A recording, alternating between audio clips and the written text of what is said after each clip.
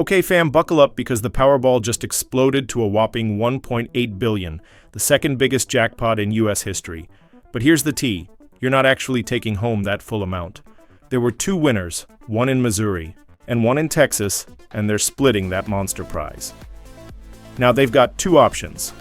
Take the annuity spread out over 30 years or grab the lump sum, which drops down to about $826.4 million pre-tax. Sounds huge, but taxes are lurking, both federal and state, and that's where the drama really kicks in. The Texas ticket was sold at Big's 103 in Fredericksburg. The Missouri ticket also hit big, and honestly the odds were insane, 1 in 292.2 million. Here's the breakdown. That 826.47 crowns lump sum immediately gets hit with a 24% federal withholding, slicing off about 198 $, leaving around 628 $. But the actual top federal rate can be as high as 37%, so even more will get shaved later. Then comes the state tax game.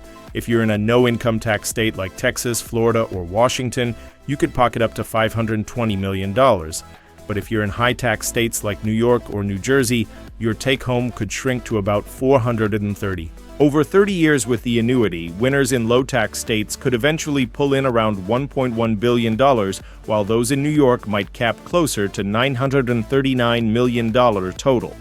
That's a massive difference. In Texas, a lump sum nets roughly 520 $, while in New York it may dip as low as 440 $.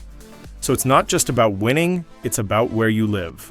And honestly, if you hit a jackpot like this, you'd need a dream team of financial advisors, tax experts, lawyers, and maybe even therapists just to handle the shock of that wealth, because studies say the lottery is basically a money trap. With brutal odds, still the dream is real, and here's the big question. Would you take the lump sum or the annuity, and would you move states to keep more money? Drop your answer in the comments, smash that like button, subscribe for more money breakdowns, and remember, stay dreaming, but keep your taxes tight.